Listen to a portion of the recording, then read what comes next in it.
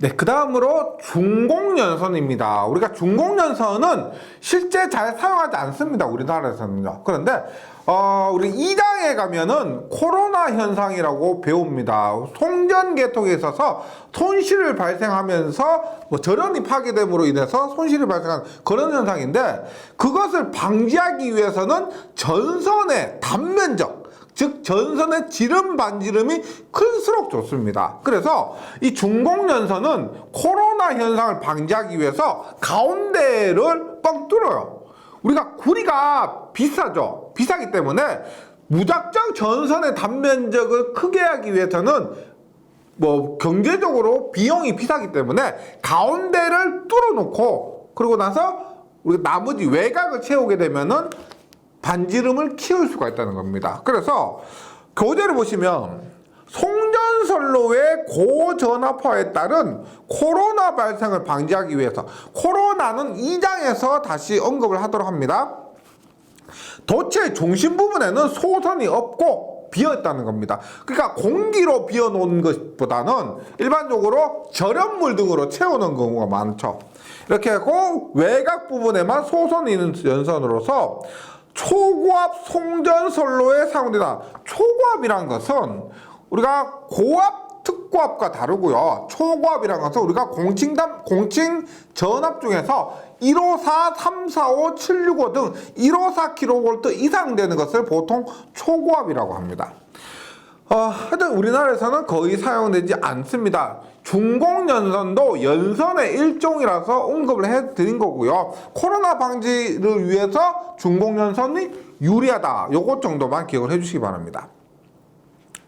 그 다음에 전선의 구성 재료에 의한 분류입니다. 재료는 뭐가 있다? 구리.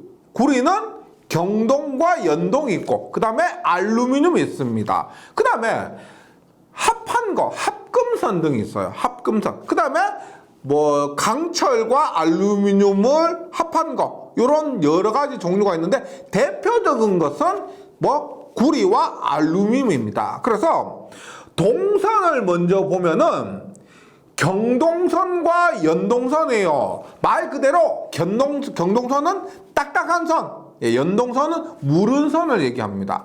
그런데 여기에 나오는 고유장이나 인장 강도를 기억을 해 주셔야 됩니다. 인장 강도는 시험에 그렇게 자주 나오진 않는데 고유장 값은 시험에 종종 출제가 되기 때문에 이 수치를 조금 기억을 해 주시기 바랍니다. 일단 동선으로서 경동선이고요, 연동선입니다. 경동과 연동선인데, 고유장이 얘는 우리가 55분의 1이고요. 얘는 58분의 1입니다. 55분의 1, 58분의 1인데 단위가 옴, 제곱밀리미터, 퍼 미터예요. 이게 어떤 의미냐면은 보세요. 구리선이 있는데 이 길이가 1m입니다. 1m고 이 단면적이 있죠. 단면적이 1제곱밀리미터예요. 1제곱밀리미터입니다. 그때 이 구리선 전체 저항값이 얼마냐면 55분의 1호입니다. 이런 의미입니다. 즉 55분의 1 옴 제곱밀리미터 퍼 미터. 1m, 그 다음에 단면적 1제곱밀리미터당 전선의 저항값이 55분의 1이고요. 연동선은 58분의 1입니다. 그 다음에 알루미늄선은 얼마냐? 35분의 1인데 요 값은 전력공학과 전기자기학 과목에서 출제가 될 수가 있고 더 실기에서도 나올 수 있습니다. 그래서 꼭 좀 외워주시고, 인장 강도는 나온다고 하더라도 객관식으로 나올 겁니다. 경동선은 35에서 48, 그 다음에 연동선은 20에서 25인데 1제곱밀리미터당 35에서 48kg. 무슨 말이에요? 우리가 단면적 1제곱밀리미터당 35에서 48kg을 인장강도 당기는 힘입니다. 이만큼의 당기는 힘을 견딜 수가 있다는 거죠. 구리선 단면적 1제곱밀리미터를 갖고 우리가 예를 들어서 35kg의 물체를 철덩어리, 돌덩어리를 견딜 수가 있다는 겁니다. 이런 의미니까 보세요. 여기서 중요한 것은 이거죠.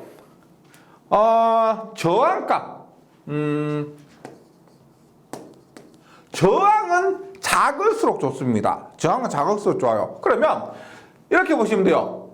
알루미늄이 제일 저항이 크고 그 다음에 경동선이 그 다음에 연동선입니다. 저항값은요. 그 다음에 인장 강도는 뭐다? 클수록 좋은 거죠. 저항값은 작을수록 좋기 때문에 연동선이 가장 좋은 것이고 인장 강도는 클수록 좋습니다. 그래서 얘는 경동선과 연동선 그 다음에 알루미늄선이에요. 그래서 가장 좋은 것은 경동선입니다. 경동선과 연동선은 어떤 거냐면은 우리가 이렇게 보시면 돼요.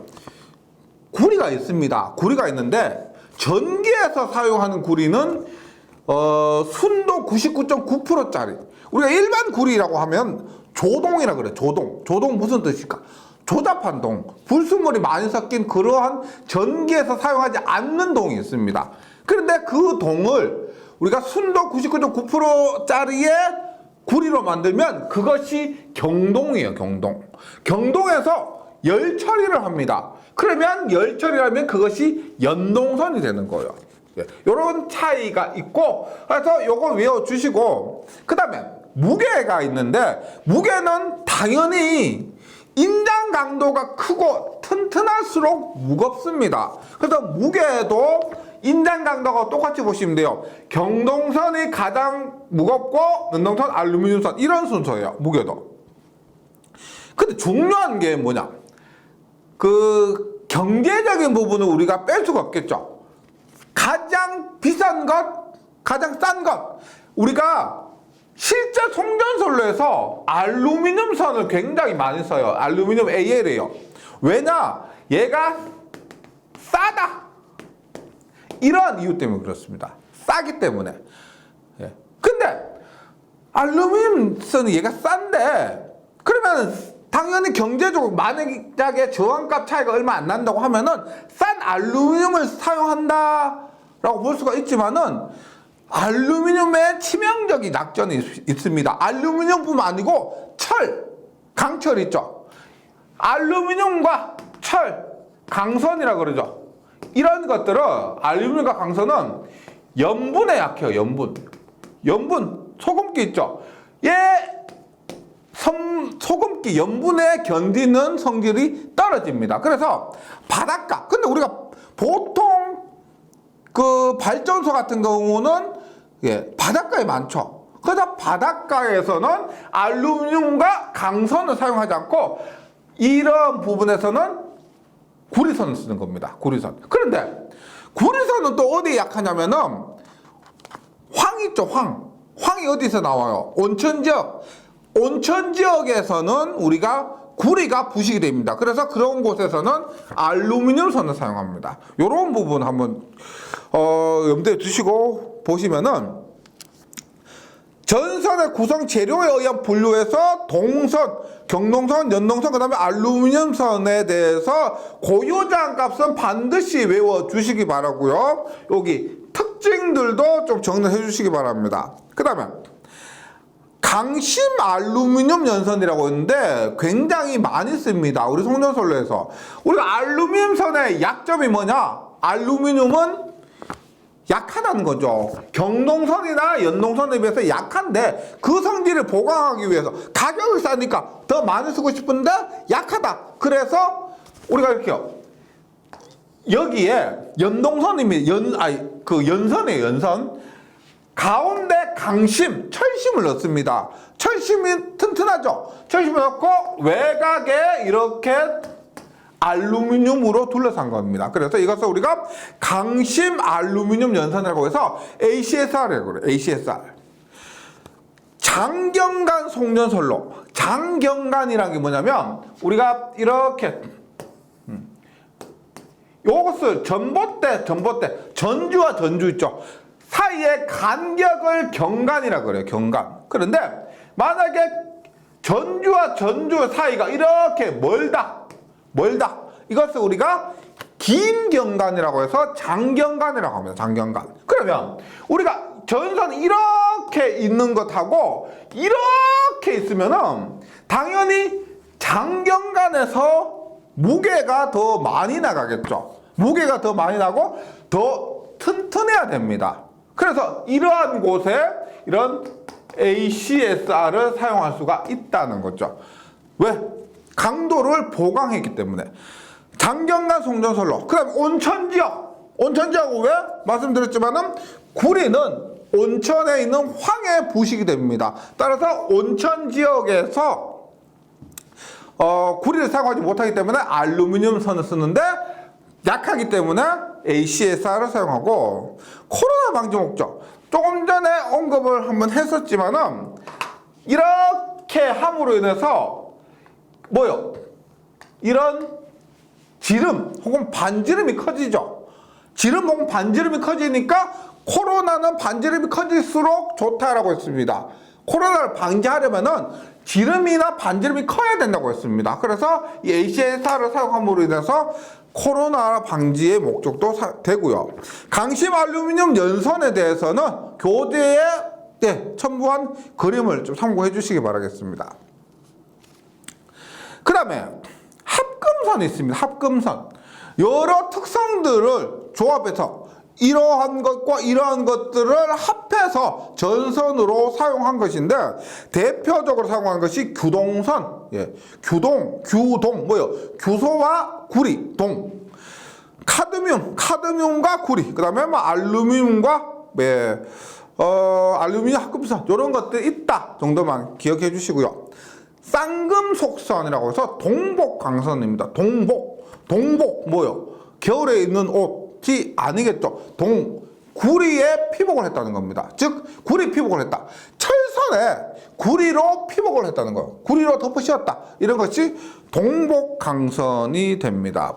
이것도 마찬가지로 철선에 구리로 덮어 씌웠기 때문에 튼튼해지겠죠. 장경간 송전선로나 가공지선은 뒷부분에서 배우는데, 우리가 이렇게 전주가 이렇게 있을 때 맨 꼭대기 있죠. 맨 꼭대기에 해서 벼락 낙뢰가 치는 것을 맞아주는 선이 있습니다. 이것을 우리가 가공지선이라고 하는데, 이런 곳에 사용이 가능하다는 거고요.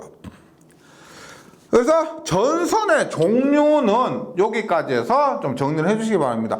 무작정 외우기보다 특징들이 있죠. 조금만 검토해 주시면은, 특징들만 잘 파악을 해 주시면은 암기하기도 그다음에 이해하기도 크게 어렵지는 않을 겁니다. 네, 다음으로 전선의 굵기 선정입니다. 전선의 굵기 선정은 동과 직접적인 관련이 있기 때문에 경제적인 면에 있어서 굉장히 중요한 부분입니다. 먼저 전선의 굵기 선정 시 고려사항이 있는데, 전선의 굵기를 선정할 때 고려사항 3가지는 시험에 굉장히 자주 출제되는 겁니다. 일단 허용전류예요. 허용전류는 조금 이따가 다시 설명드리도록 할게요. 그 다음에 전압 강하. 저항이 크면은 전압 강하가 커집니다. 그러니까 전압 강하라는 건 이렇게 보시면 돼요. 내가 100V를 보냈는데 전압 강하가 커요. 10V만큼의 전압 강하가 발생하면은 도착하는 것이 90V밖에 안 돼요.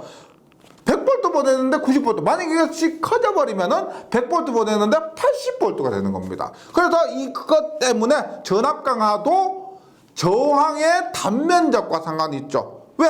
저항의 단면적과 저항값이 반비례하기 때문에 저항의 단면적이 크다. 그러면 전압 강하가 작다. 그러면 원하는 전압을 받을 수가 있기 때문에 그래요. 그 다음에 기계적 강도. 튼튼합니다. 너무 가는 전선은 쉽게 끊어지고 굵은 전선은 끊어지지 않죠. 이런 부분에 있어서 굵기 선정 시 고려사항 꼭 기억해 주시기 바랍니다. 허용전류, 전압 강화, 기계적 강도. 그러면 어떤 굵기로 해야만 가장 경제적이냐? 이것을 사람들이 예전에 많이 고민했어요. 그래서 그것을 우리가 그 전선의 단면적을 구하는 대표적인 방법이 이 켈빈이라는 사람이 정한 겁니다. 뭐냐? 켈빈의 법칙이라고 해서 가장 경제적인 전선의 굵기 선정. 엄청 많은 방법들이 있었는데 우리가 일반적으로 대표적으로 사용되는 것이 이 켈빈의 법칙이라고 보시면 되고요. 이렇게 보시면 되겠습니다. 우리가 전선의 단면적을 구하는 거예요. 단면적을 구하기 때문에 이것이 단면적이요. 단면적에 대한 비용이요, 비용인데, 보세요. 전선의 단면적이 크면 클수록 전력 손실은 작아집니다. 그래서 이렇게 해서 전력 손실이에요. 보세요. 전력 손실은 뒷부분에서 하겠지만 전류의 제곱 곱하기 저항입니다. 전류의 제곱 곱하기 저항. 그래서 요 저항과 전류와 관계되는데 나중에 요거 관계는 설명을 드리도록 하고요. 전력 손실의 전력 손실 값이 단면적이 크면 클수록 작아져요. 그런데 우리가 전선 자체의 비용이겠죠. 자체의 비용은 당연히 굵어지면 굵어질수록 비용은 비싸집니다. 그래서 전선비요. 전선비. 그렇게 했을 때 언제가 가장 경제적이냐? 언제냐? 같을 때 있죠. 전선비 혹은 전선비에 따른 감가 삼각비 등을 고려한 것과 전력 손실을 고려한 것이 같을 때 우리가 전체 비용 있죠. 전체 비용이 가장 작더라는 겁니다.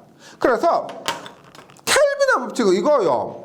가장 경제적인 전선을 굵게 선정하는 것인데 1년간 잃게 되는 전력 손실량의 금액과 건설지 구입한 단위 길이의 전선비에 대한 이자와 삼각비를 가산한 연경비, 요거를 보시면 돼요.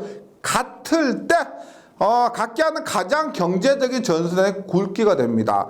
교재에서 공식에서는 이렇게 돼요. 경제적인 전선 굵기는 손실 곱하기 연간 전력량 단가. 그래서 전력 손실에 따른 비용과 전선 중량과 전선 가격 곱하기 이자 삼각비를 한 것이 같을 때 그때를 선정하는 것이다. 이렇게 이해해 주시기 바라고요. 켈빈의 법칙입니다. 그 다음에 전선의 허용 전류인데 제가 전선의 굵기를 선정하는 가장 중요한 요소라고 그랬습니다. 보세요. 허용 전류는 이렇게 보죠. 내가 이러한 전선인데 허용 전류가 10A예요. 10A. 그런데 만약 얘를 내가 20A를 흘려버려요. 그럼 어떻게 해요? 타버립니다. 타버리면 타버리는 것에서 끝나는 것이 아니고 만약에 콘크리트 벽에 매설을 했어요. 그럼 어떻게 해요? 콘크리트 다 뜯어내야 되고 어떻게? 전선을 교체해야 되기 때문에 공사를 해야 됩니다. 그러면 전선만 교체하는 것이 아니고 다른 부가적인 비용도 들어가요. 그래서 20A를 흘리게 되면은 타버리고 공사를 새로 해야 돼요. 만약에 여기에 5A를 흘려준다. 그럼 쓸데없이 5A만 흘려도 되는데 10A짜리 전선을 설치했으니까 낭비죠. 그래서 허용 전류가 중요하다는 겁니다. 5A 흘린다고 하면 5A짜리 해도 되는 거예요. 만약에 20A를 흘려야 되면 20A를 설치해야 되는 겁니다. 허용 전류가 그래서 중요한 거예요. 전선의 전류가 연속적으로 흐를 때 도체의 수명적 관점에서 실용상 안전하게 흘릴 수 있는 전류를 허용 전류라고 합니다. 그 다음에 전선에 있어서 또 중요한 게 뭐가 있냐면은 표피 효과라고 그래요. 표피 효과. 표피 효과.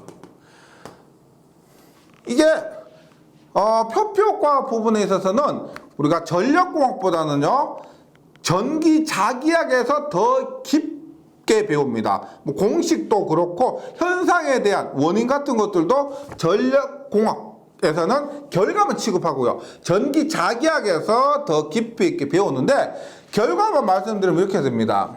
우리가 이러한 전선이 있으면 전류가 흐르는데 전류가 바깥부터 흐른다는 거. 바깥부터 흐른다는 거. 이렇게. 그래서 안쪽은 거의 흐르지 못한다는 거예요. 그랬을 때 전류가 흐를 수 있는 이런 깊이를 우리가 델타라고 해서 이것을 침투 깊이라고 합니다. 침투 깊이. 즉 침투 깊이가 크면 클수록 전류가 잘 흐른다는 거죠. 그럼 침투 깊이가 클수록 표피 효과는 작다. 침투 깊이가 클수록 표피 효과는 작고 침투 깊이가 작을수록 표피 효과가 크다는 겁니다. 그랬을 때 침투 깊이 델타를 구하는 공식이 자기학에서 공부하는데 루트 파이 F 뮤 K분의 1이에요. 즉 보세요. 파이는 3.14고 주파수 얘는 투자율이에요. 그래요. 투자율 K는 도전율입니다. 얘들이 클수록 파이 F 뮤 K, F 뮤 K가 클수록 분모있죠. 클수록 델타는 작아지고 침투 깊이는 작아지고 따라서 표피 효과는 크다. 결론적으로 표피 효과가 큰 게 좋아요, 안 좋아요? 안 좋죠.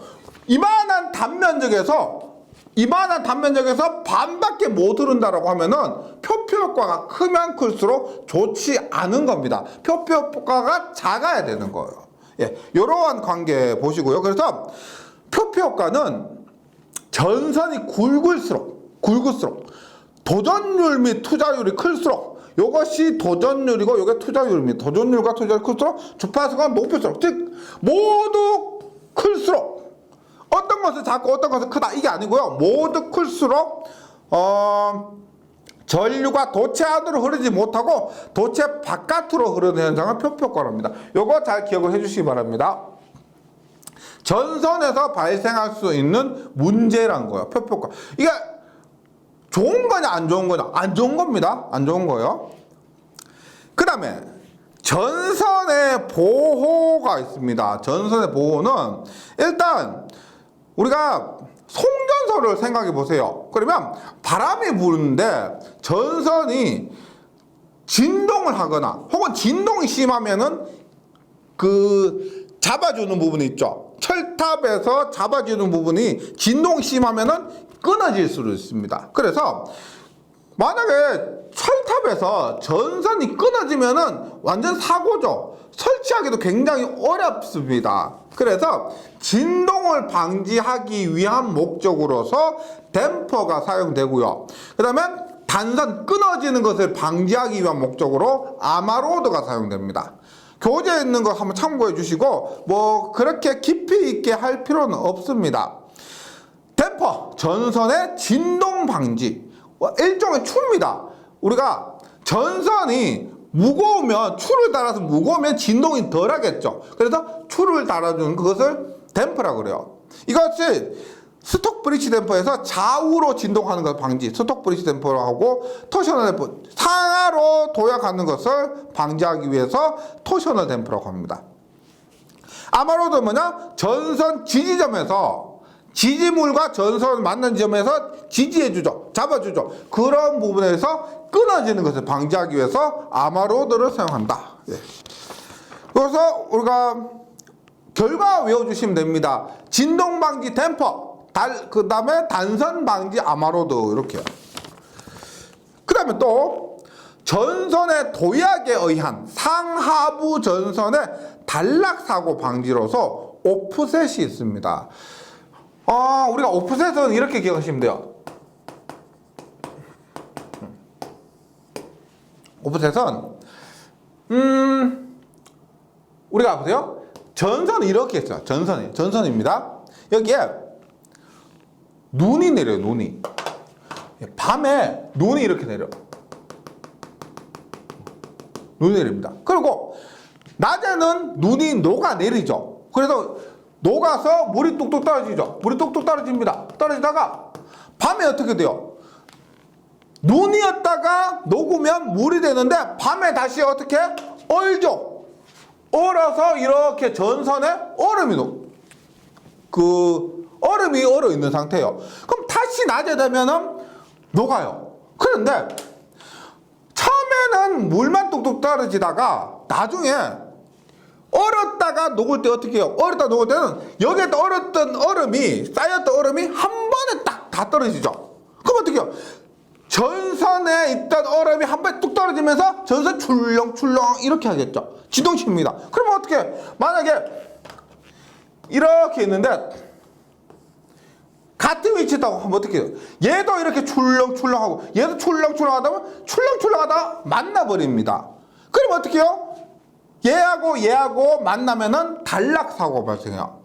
얘가 어떻게 해요? R상이고 얘가 S상이에요.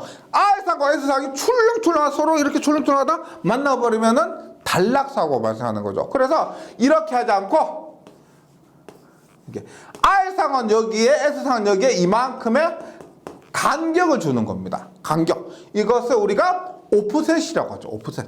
네. 전선의 상하 도약에 따른 단락사고 방지. 이렇게 기억해 주시면 되겠고요. 그 다음에 우리가 뭐 1장 전체에서 가장 많이 나오는 것, 그 다음에 실기시험에서도 가장 많이 나온 것 중에 하나가 이도 구하는 겁니다. 이도는 뭐냐면 우리가 보세요. 이렇게 있습니다. 뭐 이렇게 했다. 이렇게 했다고 했을 때 예를 들어서 이 철탑과 이 철탑에 내가 만약에 가장 경제적으로 한다. 그러면 어떻게 해요? 팽팽하게 이렇게 쫙 하겠죠. 맞죠? 이렇게 설치할 겁니다. 그런데 우리가 여름에는 더워서 전선이 늘어지고 겨울에는 추워서 전선이 팽팽해지죠. 그것을 고려해서 어떻게 이렇게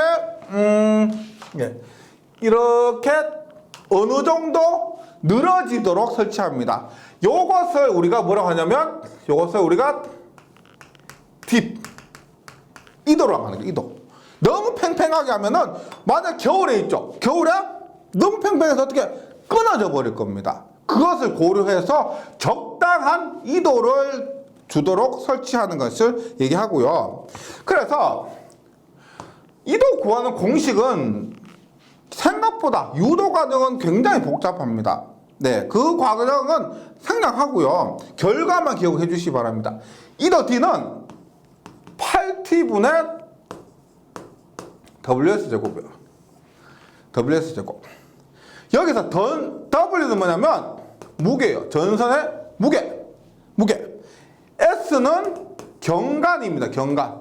뭐냐면 이 사이에 거리 있죠. 100m, 200m 그 거리를 얘기하고요.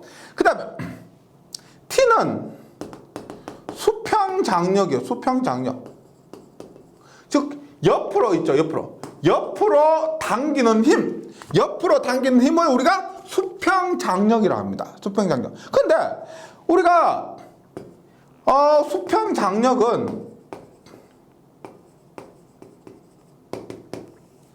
인장하중 안전율이에요. 안전율. 그래서 인장하중 전체 인장하중을 안전율로 나눈 것이 수평장력입니다. 이렇게 보시면 돼요. 반대로 인장하중은 수평장력 곱하기 안전율이에요. 안전율이 뭐냐면 이론적인 부분에 대한 실제. 예를 들어 보세요. 내가 그 철사가 있어요. 철사가 있는데 이 철사가 10kg까지 견딜 수가 있습니다. 10kg까지. 그런데 안전율을 내가 2로 한다고 하면은 실제 얘는 10kg까지 견디지만 안전율을, 여유를 고려해서 20kg까지 되는 철사를 설치한다는 거죠. 안전율은 다른 말로 보면 여유율이라고 보시면 돼요. 여유율. 그래서 수평장력은 인장하중이 수평장력 곱하기 안전율이니까 수평하중은 안전율분의 인장하중입니다. 그래서 시험에서 수평장력이 주어질 때도 있고 혹은 안전율과 인장하중이 주어질 때도 있습니다. 요거 뭐 수평장력 주어지면은 바로 대입하시면 되고 안전율과 인장하중이 주어지면은 수평 장력을 구해서 대입하시면 되고요. 이렇게 하시면 돼요. 그 다음에 이것이 2도예요. 꼭 기억해 주시고 단위는 미터겠죠. 예. 요만큼 처진 길이니까 단위는 미터가 됩니다. 그 다음에 전선의 실제 길이입니다. 실제 길이. 우리가 실제 길이는 잘 보세요. S 이렇게 했을 때 이 길이가 당연히 경간 S 플러스 알파겠죠. 경간보다는 깁니다. 왜? 경간은 이만큼이고 제가 철탑의 이 부분을 고려해서 그런데 S보다 실제 전선의 길이는 길다는 겁니다. 얼마만큼? S 플러스 알파. 여기서 알파가 얼마냐? 3S분의 8D의 제곱이요. 즉 앞에서 설명드렸죠? 경간 플러스 3배 경간분의 8 곱하기 2도의 제곱. 결과식 좀 외워주시기 바랍니다. S 플러스 3S분의 8D의 제곱. 그래서 2도 공식과 실제 전선의 길이를 구하는 요 공식 있죠? 굉장히 자주 출제됩니다. 몇 번 문제 풀다 보면은 스스로 외워져 있을 겁니다. 관용도 문제 많이 풀어보시면요. 그만큼 자주 출제가 돼요. 그 다음 전선 지지점에서의 장력입니다. 지지점 어디? 여기서 이게 지지점이죠. 여기에서의 장력 T0로 가요. T0. 지지점에서의 장력. 시험에 출제 비중은 낮은데 그래도 뭐 나오지 않는다는 것은 아니기 때문에 조금 외워주시면은 좀 더 완벽하게 시험을 준비할 수 있을 겁니다. T0는 지지점에서의 장력은 얼마? T가 뭐요? 수평 장력이죠. 수평 장력 얘요. 요 부분에서 수평 장력입니다. T 플러스 얼마? WT 전선의 무게 곱하기 2도. 왜? 2도. 그 다음에 평균 높이요. 평균 높이. 이렇게 보시면 돼요. 이렇게 있다. 전선 이렇게 있다고 볼게요. 전선의 높이가 H가 있죠. H가 있습니다. 그러면 요게 H인데 평균 높이는 어느 정도 될까요? 평균 높이는 이 정도 되겠죠. 뭐 예를 들어 이 정도다. 그러면 이 높이는 얼마냐? H0. 평균 높이 H0는 전체 높이 있죠. 전체 높이에서 얼마? 3분의 2 곱하기 2도만큼 뺀 것입니다. 요 평균 높이는 H-3분의 1D. 그래서 2도 부분은 뭐 이해하시기보다는요. 일단 외워주셔야 될 공식이 많죠. 여기서 2도 공식. 그 다음에 실제 전선의 길이. 그 다음에 지지점에서의 장력이나 전선의 평균 높이 있죠. 요 공식 좀 힘드시겠지만은 외워주셔야 돼요. 네. 출제 비중이 높습니다. 얘는 그렇게 높진 않은데 요런 공식들은 반드시 외워주시기 바라겠습니다. 그럼 우리가 이렇게 보시면 돼요. 공식뿐만 아니고 관계도 한번 보시면 돼요. 관계 보세요. 이도와 다른 요소들의 관계인데 이도 D는 8T분의 WS 제곱입니다. 이건 어떻게 보면 당연한 건데 전선의 무게가 무거우면 무게가 무겁죠? 그러면 이도가 커집니다.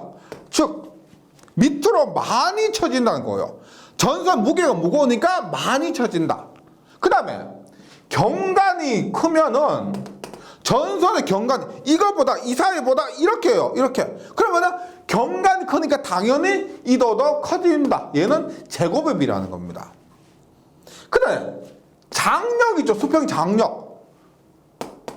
수평 장력은 옆으로 당기는 힘이에요. 옆으로 당기는 힘이 크니까 얘가 커지면 이도는 작아집니다. 옆으로 당기는 힘이 커지니까 팽팽하다는 거예요. 예, 그러면 이도는 작아지는 겁니다. 그래서 이도가 작다는 것은 팽팽하다는 거예요. 이도가 크다는 것은 느슨하다는 겁니다. 그리고 이 이도 그를 통해서 지지물의 높이가 결정됩니다. 만약에 보세요. 이렇게 있는데 땅이에요, 땅. 이도가 이렇게 되면은 지지물을 굳이 이만큼 높이 할 필요가 없죠. 만약에 이도가 이렇게 됐다. 이렇게 됐다. 그러면 지지물을 더 높게 해야 되겠죠. 그래서 지지물의 높이도 이도가 결정을 하게 됩니다. 네, 이도가 그래서 중요한 거고요. 그 다음에 하나만 더 해볼게요. 하나만. 이도 구하는 공식에서 T는 수평장력이었습니다. 수평장력이고 S는 경관이었어요. W가 뭐냐면 전선의 무게인데 이 무게가 전선 자체의 무게만 있는 것이 아니에요. 보세요. 수평장력과 경관은 앞에 설명드렸고 무게 W는 WI, W0, WI, W 세 가지의 무게로 이루어집니다. W제로는 뭐냐면 전선 자체 무게. WI는 뭐냐? 아이스, 얼음이에요. 앞에서 제가 오프셋 설명하면서 전선에 눈이 내려서 얼음이 얼고 하면 전선의 무게가 굉장히 무거워지죠. 우리 경관이 600m라 생각해 보세요. 600m의 전선에 쭉 얼음이 얼었습니다. 그 무게가 보통이 아니죠. 예. 그래서 이것을 우리가 아이스라고 해서 빙설하중이라고 그래요. 빙설하중. 얘는 자체하중. W는 뭐겠어요? W. 윈드입니다. 바람에 의한 풍압하중. 풍압하중이요. W. 근데 이 세 가지 무게 중에서 가장 큰 무게, 가장 부담이 되는 게 뭘까요? 전선 자체 무게, 빙설, 전선의 그 얼음 무게, 그 다음에 풍압, 바람에 의한 무게 세 개 중에서 가장 큰 것은 뭐다? 아마 거의 다 틀리셨을 거예요. 풍압이에요. 풍압하중이에요. 풍압하중. 왜냐면 평소에는 괜찮은데 우리가 태풍 있죠. 태풍 엄청 붑니다. A급 태풍하면 바람이 엄청 불죠. 그때도 이 전선은 끊어지면 안 됩니다. 그래서 풍압하중이 가장 큰 하중이에요. 이렇게 했을 때 그러면 우리가 한번 보도록 합니다. 전선의 하중에서 첫 번째 빙설하중 아이스는 전선 두께 6mm, 전선 주위에 두께 6mm, 비중이 1세제곱cm당 0.9g의 빙설이 균일하게 부착된 상태에서의 하중을 고려해야 됩니다. 빙설하중이요. 그럼 WI는 0.0054파이의 D 플러스 6 해서 이거 뭐 유도 과정은 의미가 없고요. 결과만 조금 기억해 주시기 바랍니다. 만약에 나온다 하더라도 이것은 공식 자체를 물을 거예요. 0.0054파이 D 플러스 6. 빙설하중은 이렇게 구하고 풍압하중입니다. 풍압하중은 철탑 설계 시 가장 큰 하중이에요. 가장 큰 하중인데 이게 빙설이 작은 지방에서는 PD 분의 1000. 그 다음에 빙설이 많은 지방은 P의 D 플러스 10이에요. 여기서 1000을 나눈 이유는 뭐냐? 뭘까요? 밀리미터를 미터로 바꾸기 위해서. 만약에 1mm다. 지름이 1mm다. 근데 미터를 바꾸기 위해서 어떻게? 1000분의 1m잖아요. 그래서 1000으로 나눈 것은 밀리미터를 미터로 바꾸기 위한 겁니다. 그래서 원래는 PD예요, PD. 근데 밀리미터를 미터로 바꾸기 위해서 1000으로 나눠준 것이고 빙설이 많은 지방은 D에다가 11을 더합니다. 이렇게 기억해 주시고요. 그래서 합성하중이 있는데 합성하중은 전선 자체 하중은 미터로 작용하죠. 빙설하중도 미터로 작용합니다. 풍압하중은 어떻게 미터로가 아니고 옆으로 작용하죠. 이렇게 바람이 불었다고 하면 풍압하중은 이렇게 작용하는 거죠. 그래서 W0, WI, W가 되는 겁니다. 만약에 빙설이 적은 지방이라 하면은 아이슨을 뺄 수가 있죠. 그래서 피타고라스의 정리에 의해서 빙설이 없는 데서는 W0의 제곱 플러스 WW의 제곱 이렇게 구하면 되고요. 빙설이 있는 지방이라고 하면은 어떻게? W0 플러스 WI의 제곱 플러스 W0의 제곱 이런 식으로 해서 하중을 구할 수가 있다는 겁니다. 이거 어렵지 않고요. 당연히 문제에서 주어질 겁니다. 빙설이 있는 지방, 빙설이 없는 지방에서 구분을 해줄 것이고, 빙설이 있는 지방이라면은 세로축으로 작용하는 무게는 자체 하중과 빙설 하중을 더하고, 가로축으로 작용하는 하중에서는 풍합 하중해서 피타고라스의 정리에 의해서 이렇게 구하거나 이렇게 구해주시면 되겠습니다. 전선하의 합성 하중이고요. 다시 말씀드리지만 이 이도 부분, 그 다음에 이 하중 부분까지 해서 필기, 그 다음에 실기까지 자주 나옵니다. 근데 많은 분들이 필기하고 나서는 땡!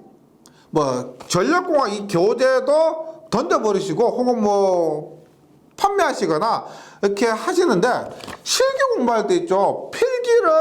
필기책을 항상 옆에 두고 계셔야 됩니다. 항상 참고를 해야 되거든요. 그래서 실기에서는 필기처럼 이렇게 약간 자세하게 설명하지 않고 공식만 적용 바로 해버리거든요. 근데 왜 이랬을까를 알려면은 필기 교재를 옆에 두시고 항상 참고를 해주셔야 된다는 거 잊지 말아주시기 바랍니다. 네, 전선 부분 이렇게 했고요. 다음 시간에 나머지 전선도 중에서 지지물, 애자, 지선 등에 대해서 계속해서 공부를 하도록 하겠습니다. 예, 잘 정리해 주시고 다음 시간에 뵙도록 하겠습니다. 수고하셨습니다.